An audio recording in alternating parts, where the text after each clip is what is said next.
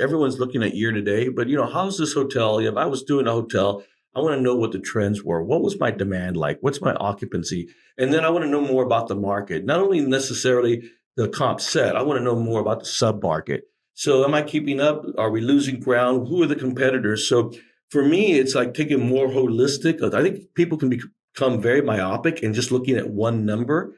And I'm not sure one number is great because that may be what your performance clause is. You have to know that. But then taking that bigger view is like, okay, what's happening in the marketplace?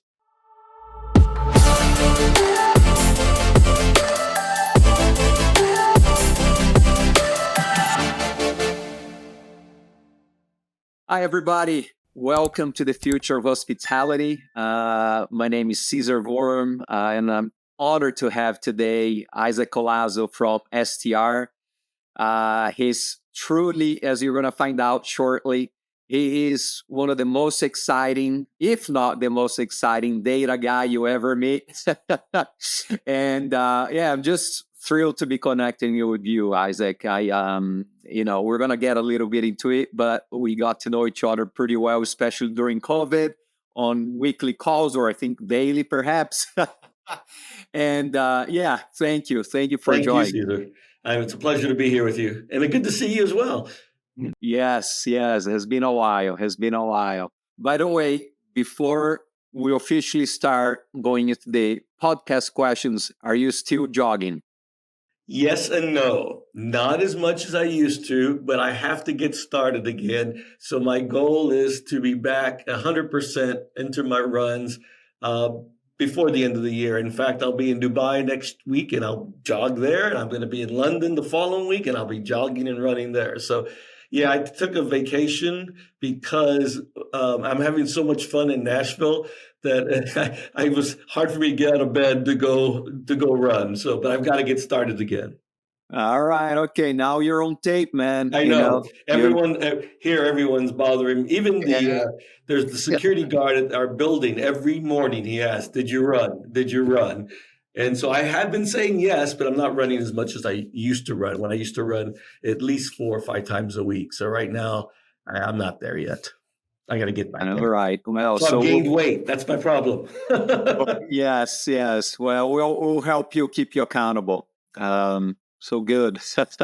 So you've had a very, a really amazing hospitality career so far, and you're still doing great things. And we worked together at IHG for a few years, and prior to IHG, you were with Marriott for also many years, if I'm not mistaken. And how was the transition? I mean, from the hotel side, right, to the STR side, where you have all this data, and I think it's like heaven for who likes data, right? Because you see so much, you play so much, but how was that? And was that like, was it like what you expected? Did you find out way more or less? I don't know. It was an interesting transition because I joined STR in January of 2021, right? So no one was in the office. I was still in Atlanta. STR is based here in Nashville. So really, the transition was unlike anything I've ever experienced, and like many others during the COVID period, where you join a company and you're at your house. It's not, you've left one company and you're in a new company, but you're still in your same office, right? In your home office. So the data itself was pretty simple because I knew the data. I was a client with STR since 1990, I think. So I think I was one of the longest clients they had. So I knew the data intimately. The most difficult part was being able to access the data and replicate what we give to our clients, right? So I spent most of my transition time just learning how to get the data out, not how to use it, how to make sure that I got it out, all the right filters, all the little nuances that I didn't know happens behind the scenes, and so that I could actually replicate reports. Now that I know that, it's great. I'm a kid in a candy store, a kid in the candy store, right? Because we have access to 90,000 hotels on a monthly basis, right? So I think it's 92,000 what we have now. And then our data goes back all the way to 87. on a monthly basis and the 2,000 on a daily basis. So you can really do a lot with it. But again, it took me more time than I imagined to be able to extract and rebuild reports and things. Because again, all the little nuances of what we do here to protect the data and to maintain the integrity of the data. So, but other than that, it is also the coolest part about the transition is, at IHG or in Marriott, my only client was IHG or Marriott, right? Because that's who I worked for. Here, everyone's my client. So I get to learn about every company and how similar and dissimilar companies are. So that's a really insightful thing for a guy like me because I talk to everyone. I work with all our major clients. So it's different. It's fun, but it's very different. Yeah, yeah, I can imagine. Yeah. Um, and then, one thing that has been interesting, and now I haven't been working at a hotel level for a while, so I'm not as in tune with the reporting, but certainly STR has been in a journey almost like from, going from a push reporting to pull, where it's more on demand and kind of the access, I think, to the hotels more real time. And so how do you see that changing the ability and your customers, to your point, these 90,000 hotels across the globe, their ability to, shift decisions, or do you see any change in patterns or behavior? Not yet. It's still early on. I mean, think about what we're doing is like renovations, right? It's like when you renovate a house or you renovate a hotel. You don't know what you're going to find until you take out the drywall. And then you realize that you have to replace the plumbing or you have to replace the electricals or whatever, right? The studs. That's what it's been like here. So we've been working on this journey. We were purchased by CoStar in October of 2019, and we've been in transition mode ever since. We're getting closer, now that we have people on the actual online product and getting the data, but it's really still early days because right now all we're doing is giving you the same data we gave you before, although you can now get more of a time span. It used to be you get a star report and it was for the week, or you get a trend report, it was for 5 years. Well, now you can look at all our data because if you're online, you have access to our history. But in the future, I think what we're going to do, so right now, I think hoteliers are still very much using the data as they always did. Most of people are still just looking at the weekly star report. How did I do against my comp set? But I mean, there's a lot more. And what we hope to do in the future is to enable even deeper utilization of the data to build models and to build put more science behind just looking at a number for the week and saying, oh, I won or I lost. And so we're going to give a lot more tools. We're integrating all our products because right now, if you were a client, you only got your star report. If you were a P&L client, you got the P&L, but they were never combined. We're combining everything and then with forward stars. So again, the reach will be so much bigger and it'd be more inclusive and holistic versus the piecemeal that we had in the past. But it's just we're still on a journey. I'd say it's a couple of years away before people can utilize it fully. And then you have all the CoStar suite. So if you're a CoStar, if you're a Star customer, now you have access to CoStar data. And with CoStar data, literally you can find out who's in the building next to your hotel. Things like that no one, people didn't. So for prospecting, it's great. Or for development, hey, I'm going to build a hotel here. Who could the clients be? And so, yeah, it's going to be different. It's going to take time to educate and for people to increase their utility of the tool. Mhm. So I think that's Yeah, it. yeah. It's interesting you bring that up because that data is gold. Because I remember when working on, okay, how can we resegment a hotel? How can we, to your point, what accounts we have that are there, but the ones that we can go after, and that is really good information, and especially also development of hotels, the brand of the hotel, right? What could be a good fit, and Well, uh, everything. Because yesterday I was working with a client who's trying to build a comp set because they were looking at building a new hotel in a market they see is underserved. Well, because they have access to our data now through the online platform, they were creating a comp set of cities that were similar. So they could kind of create their pro forma based on, hey, this city is a lot like the city we're going into. That might be a good way to look at what's happening there. And they're able to do all this they really couldn't have done. They could have done it through us, but they would have to call, create trend reports. Now they can create a lot of this on the fly and just create and start thinking about it in a totally different way. And so I think that was cool. And these folks were developers, obviously. And so, but they were really thinking of, and they called because they wanted to just talk about, how do I do this? How do I think about this?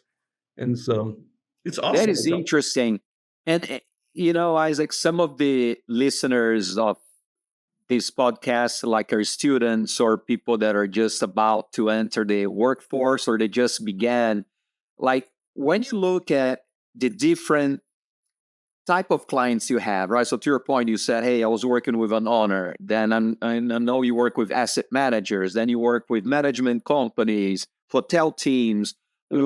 What can you say about like, what do they look that's somewhat similar and then differences on perspectives or anything that jumps at you there? I mean, everyone brings a little different view of our data. When I think about it, an asset manager is very much more concerned with the P&L side of it, right? Now, not only the revenue, because they have to know about the revenue, so they do want to know what RevPAR is, but they're looking at the expense side. They're looking at everything because they're trying to maximize profitability, right? And the same thing with management companies to a different degree. So everyone uses the data differently, but at the end of the day, RevPAR and revenues, rooms revenue, are we getting our fair share is still the biggest metric that they're looking at.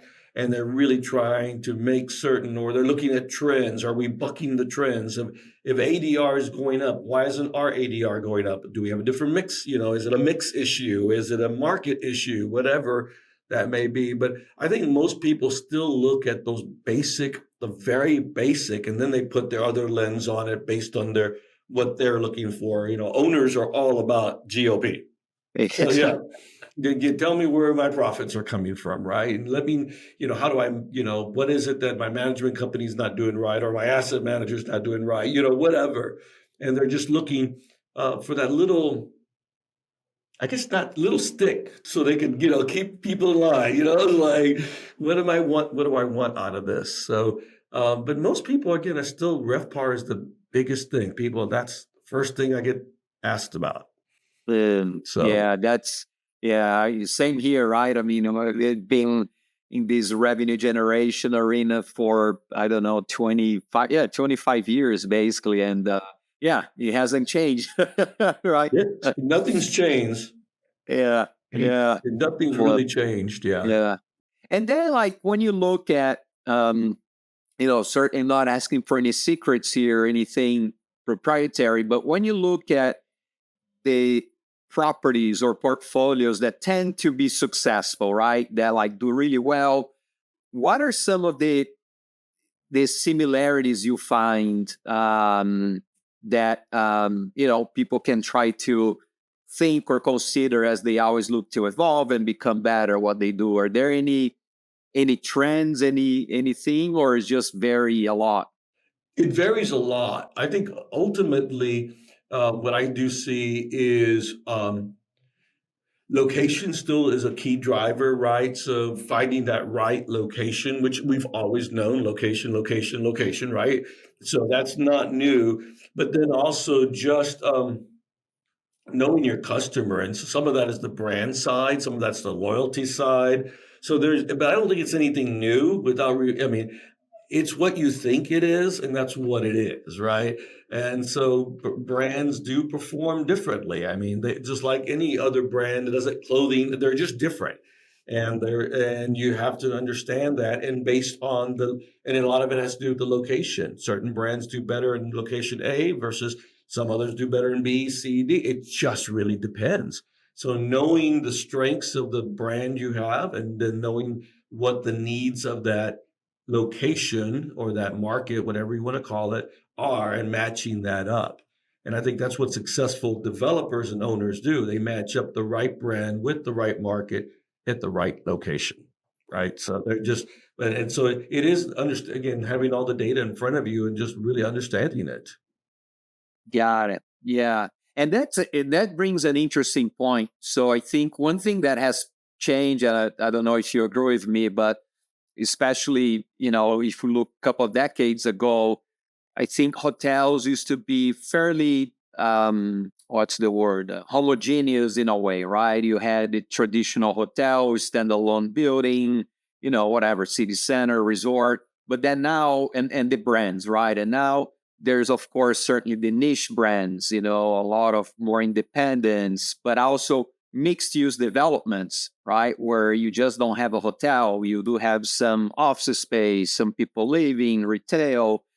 So, and brand fragmentation as well. So when you look at from that perspective, does that change like fundamentally a way to compare things, or Not to what's your take on that? not to compare things per se. I think every brand that's designed is trying to serve a different need. I think the biggest issue on, young brands is lack of awareness. But, and we, you and I were at IHG, we had brands that just started up, and it just takes time to create that awareness. But fundamentally, they're designed to meet a specific consumer need, right? It's like someone who wants a great F&B experience. And so this is a foodie brand. Not that I don't think that a foodie brand exists, but I'm going to pick on something like that so I don't get in trouble. But, say there was a brand that it was just about food, but they're looking for people who are foodies, and that's going to be their thing, right? And so, but understanding the depth of that market, understanding what you can do, how different does it have to be? Because at the end of the day, it is just a room with four walls, maybe more than four walls, but at least four walls, right? And so, but the people just trying to not fragment, but segment and define that right consumer. And they're also looking for a consumer that has longevity, right? That this would be this person who will come to this hotel because of this over and over and over again. And so, but I don't think it's changed very much. I don't think, even going back to Kevin Wilson's day when he identified a need that people were driving and they needed to be able to stop. I mean, it was as simple as that, right? On the interstate, they get Holiday Inn. It was that simple. And he was right. And people are still chasing that, trying to find that one thing that will be that appeal and that will continue to have people come back. Yeah, yeah. And that's the thing, right? A lot of times, uh, simple works extremely well, Yeah. right? Or just, something different. I mean, we've all worked, again, having both our backgrounds in hotels, we know that some things just hit it just dead on. They're just dead on. And some of them are simple, some of them maybe not as simple, but still they meet the need. The thing is, the mentality right now is that you need lots of you want to develop everywhere. Well, some brands have just limited reach, right? Only because you can only have these kind of brands and X, Y, and Z. So it's just different. So I think we'll continue to see brand development. I think we'll still continue. There's so many different needs out there. I'm waiting for the music hotel. When the music hotel gets, then I'll go. Then you go. Yeah. That's funny. And you in the beginning of the conversation, you said you're going to be traveling, going to do some presentations, and you do it often, right? I don't know how many presentations or conferences and all that you do, but I know it's a lot. And what are the things that you kind of really enjoy about it, and what are some things that it may not be like amazing? No, the thing I enjoy about it is meeting people and getting to know the different companies. So again, being with STR now, and in the past when I was with IHG, Marriott, and did my other companies, you met your GMs, you met your sales folks, you met the people in the company, right? Well, with this job, I'm meeting just the same thing, but now it's a much wider net, and so I really do like that. So in fact, you're seeing me check my phone because I told you I'm going to visit to an event this evening, and that's from a person I met at a hotel conference, and she works for a major brand, and that's I would never have met this person other than presenting at their conference, right? And that's what I really, really love. It's the people side of it, learning about the brands, because then it gives me context when we're doing analysis. And then not only learning about the brand, but learning about what they're hearing, what they're seeing. As an analyst and and leading up this analytic organization, we need input. We need to know what you guys, what everyone is seeing, feeling. So when we interpret the data, are we interpreting it the same way with your lens, right? Are you thinking the same thing, or are we completely off base? And so when I say, hey, demand is declining because lower income people are not traveling as much because of higher cost of living. Well, I wonder if that's true or not. And someone who has brands that appeals to that individual say, yeah, that's true, or no, that's not true. You're completely missing it. Here it is. That's what being out there gives me, the insight that I just don't get from the data. What I don't like about it, essentially, some of it is just it's not even the travel, it's the stress that comes together trying to get everything put together, the PowerPoint, right? Like right now, I'm kind of behind the gun putting together a presentation for next week. Even though it's next week, everyone, especially when it's a big event, they want the presentation ahead of time, right? At least a week. And I'm a just-in-time kind of guy, really, because we have so much going on, and sometimes I don't have time to sit down to put the presentation together. Even though I know the data, but I try to tailor every presentation to the audience. And again, this event that I'm going to overseas has two audiences, a hotel audience and a buyer audience, people who contract for hotels. Totally different audience. And you got to really think it through. The hotel side's easy because that's what we do.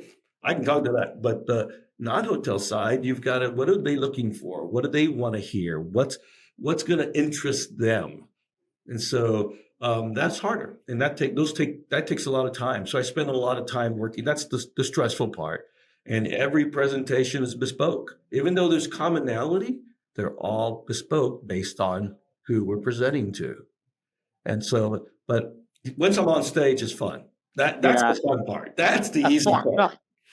Yeah, no, you're a natural. And I remember when you first got this role, a few years back, I was like, man, that is perfect for him because like you make data exciting, and you like speak common common language where people really relate to, is not so much just, even though you're sharing so much data, is not like boring or overloading, right? You're translating to kind of day to day, and is easy to capture. So it's telling the story, and sometimes I feel I'm a simpleton because I just try to break it down so much. But at the end of the day, it's telling the story, and people want confirmation that what they're seeing, everyone else is seeing.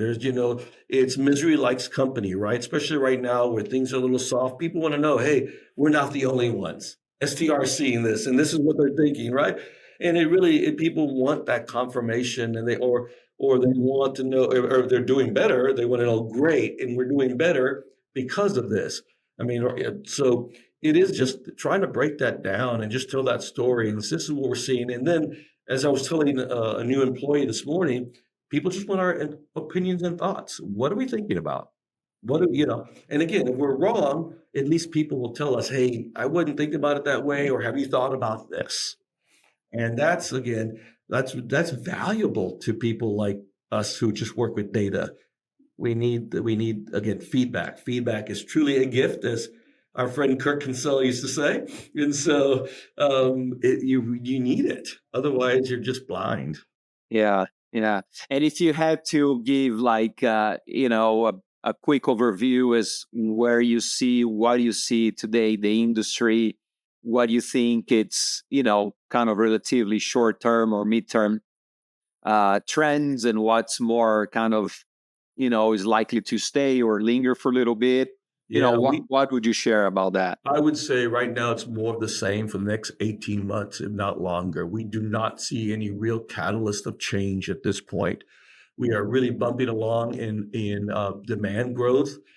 Certain like higher tier hotels are doing better. Luxury, even upper upscale to a certain extent, are seeing demand growth. Everyone else has been flat to down.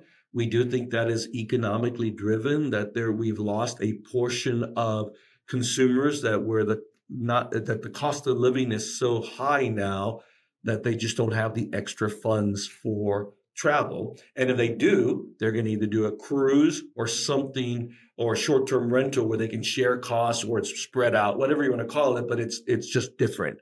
Um, I think the ADR side is still going to be an issue in the US, particularly where ADR is growing below the rate of inflation. Again, we don't, the pricing power is not there. Now, luxury pricing power is there, no problem. Totally different customer. But we see that staying the same. So we don't, again, my standpoint is nothing's going to change at this. The uncertainty in the country will remain, and that will continue to also breed some inaction by folks. And then also, but it really goes back to inflation. I'm less and less thinking that uncertainty and more about just the cost of living, where people are being stretched, especially on the middle to lower income spectrum, right? They just got to live. They just got to pay for things, they just don't have those extra funds for hotel stays like they did before the pandemic and even during the pandemic. So I think it's going to be bumpy. That's what we keep saying. That's our word. It's going to be bumpy for a while. Yeah. Yeah, and that is true. It's interesting because we see, and how high a lot of the, of course, the area of focus is the luxury market, and we see that, right, a little bit more resilience on that segment given the buying power, but yeah, certainly looking at the other brand scales and certainly see that a lot. One question, now is budget season. A lot of hotels, diving like crazy on data. What are some tips that you may have for people whenever they're talking to, management, more asset management or owners about data? What are some things that you see based on your experience that really will resonate, and things that may be amiss, sometimes when people share this type of data with ownership group and people really focus on, to your point, on the, overall profitability and overall performance of the asset? I think to me, a lot of it is taking a longer view. So everyone's looking at year to date, but how's this hotel? If I was doing a hotel, I want to know what the trends were. What was my demand like? What's my occupancy? And then I want to know more about the market, not only necessarily the comp set. I want to know more about the sub market. So am I keeping up? Are we losing ground? Who are the competitors? So for me, it's like taking more holistic. I think people can become very myopic and just looking at one number. And I'm not sure one number is great because that may be what your performance clause is. You have to know that. But then taking that bigger view is like, okay, what's happening in the marketplace? And is it because there's, like, if you're in a market like Nashville, maybe growing half a point in occupancy is really good because there's so much new supply. And putting that context, right, of really understanding, hey, wait a minute, Mr. Owner. Remember, when we first started this hotel, there was only 5 hotels. Now there's 25. So we're still growing, or maybe we're holding our own, and that's okay. And then once you get that, it's like that's the baseline. But then the other thing that people miss, and this is not even the data, this is just understanding who your customers are. Know why are they staying with you? Be in the lobby, listen to people. What is it? Because to stay competitive, you've got to understand what is it that's bringing people there, and what is it that's going to keep people there. Because again, in these marketplaces, especially like a market like Nashville, it's really easy to lose your customer if you don't pay attention to your customer. So get away from the data a bit and try to see, what, instead of just the number, what makes up those numbers, i.e. the consumer, why are they there with you? And I think I learned that early on when I was a young marketing guy, to sit in the lobby and listen to people. You learn a lot about your hotel if you just listen and don't tell anyone who you are. Just listen to what people are saying about the hotel, and then you figured it out. That is, a great, great suggestion from a data guy, right? Data is great, but not everything. So make sure that you spend some time with people, focus on, the the foundational aspects, the culture. So that is a great one. And know the market. Just don't ever forget about the market. Is Lyft increasing or decreasing? Do your customers come by plane or do they drive? You got to know this. And I think sometimes people forget, and they just forget. They just get stuck in the data, and they get very myopic in the data. Which again, I love it.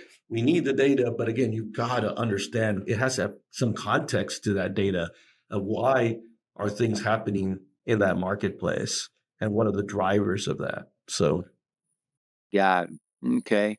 And then listen, just to kind of close out, I have a question about talking about the future, right? And especially in your space, I think gonna be very very exciting, and also I think sometimes uneasy just because of the like how AI machine learning is changing so fast, right? I think it presents an amazing opportunity, but also like how where is this going to land, how is that going to help us adapt to business.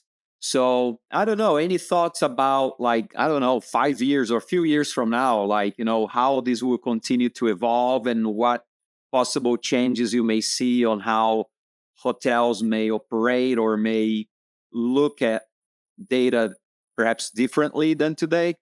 Yeah, again, the AI will give the ability to look at even greater amounts of data, right? So it can digest and provide insight faster than you and I. There's no doubt. But again, it's not going to replace us completely because it's the ingenuity, it's the creativity. Because remember, everything that's what we think about is how we start looking at data. But it will allow us to give us insight and to query anything. And I think that's the ability. Because even today, I'm using it to say, "Hey, what happened in this marketplace?" or "What's going on here?" And it's great because it can search faster than I can, and that helps me. I do think it just will give. It's another tool. I think again for those of us that are old like I am. I mean, remember there used to be no computers. Now look how we use computers. You had a calculator. When the first calculators came out, people were excited, right? And so but it's a tool that we've all used. This is again different because this has the ability, at least what we're thinking of, to learn and to be a little bit more human-like versus the machines that we had before. But at the end of the day, you still have to feed it. You still have to nurture it. You still have to kind of guide it. And that's what we're going to come in. So I don't think it replaces us just yet. Maybe for simple reports, or not even, maybe even somewhat complex reports. But I think that's then what will hopefully gives us the ability to do more value add instead of just doing the mundane. So maybe in the future, someone like me, he will just or she will just say, "Hey, I need a presentation for this type of audience," and it will take my data, our data, and put it together, and then I just have to tweak it versus me putting it together today, cutting and pasting, doing all the work that I do. So I think there is some. It will be easier in the future to do what we do, but then also again to add something completely different to the equation. Yeah. Agreed. Yeah, yeah, yeah. I think there's going to be a lot of positives, and I think that's what I tell all the youngsters. Even my daughter is like, "Listen, embrace, because the people that are going to shine is the ones that are know how to optimize AI, right? Because listen, no one can stop this anymore. No one knows where it's going to go. But to your point, there's so much opportunity, and there's a new innovation. There's a lot of fear because there's a lot of unknown. But to your point, right, the calculator, it didn't replace people, didn't replace the need to learn processes on solving equations, right? It helps you, it facilitates, and the same thing here, I imagine. And this again with AI, just the thing is, don't be overly reliant on it, right? At this point, so too many people are just using it even to create resumes, which is unbelievable. It's okay to clean up your resume, but not, you should read everything it spits out and all the numbers. Because even I was working on this weekend looking for some data. It found it, but then I had to spend a few minutes to make certain that it was data I could use because it was not one of our data sets. It was some other data I was looking for, but making sure I checked the source. Is this truly right? Is this the right year before I put it into any kind of presentation? So it helps, but again, just Don't let it. Don't just put something in and let it spit it out and think you're done. Yeah. So that's the Well, hard part. yeah, indeed. And last question: what is the professional journey accomplishment that you're most proud of?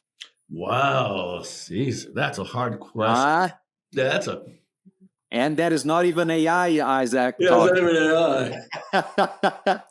There's so many that I am most proud of. I oddly enough, not oddly, I think that sounds bad. I am most proud of the folks that I hope I helped develop a bit. Right. So people, and I find it amazing that people who worked for me still seek me out and are friends now that I can call them friends. And so I think, okay, I must have done something right. I don't think I was the greatest boss. I don't think I knew everything. There's so many mistakes I made being a boss. I still think about it every day of all the stupid stuff I made and some of the things I worried about. But I think what my mentor once told me is we're just people and you treat people like you want to be treated. I think that's probably where I fit in, where I found that, hey, I had something to do with that guy becoming a VP. And so that was good. Again, maybe a little bit, maybe not a lot, but at least I had something to do with it. And so, and I guess that's what I'm most proud of. And then and for me, that, hey, I had a great journey. This has been amazing. As a kid from growing up in the south side of San Antonio, never imagined any of this. Just never imagined a life like this. Because there was not even data. You think about that back in the day, there was no data. There's no. So and then you go, wow, this has been pretty fun. So Yeah, no, that's amazing. And yes, I mean, just from knowing, watching you, I can see why, many people still reach out just like I do and I have. And thanks for saying yes. And yeah, and thank you for everything you do, right? I think that everybody that engages with you, that hears you speak, you do a lot for our industry. So thank you for that, and thanks for doing with passion, with care, and for always making us better. So, it's fun. re- Again, that's the end of the day. I tell people this is fun. Yes, it's stressful at times, but it's fun. At the end of the day, find a job that you have fun at, because if you have fun, then it's not really a job. Maybe every once in a while you get stressed, but other than that, it's just fun. I mean, you get to play with stuff and see toy. I mean, like I call everything toys, data. It's great. I just have to sit here and think about it and I can look at it. So it's like, it's fun. So that's why I Indeed. do it.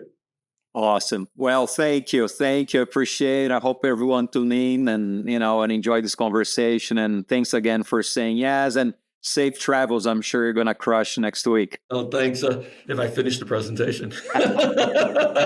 Thanks again, Caesar. Thank you. Thank you.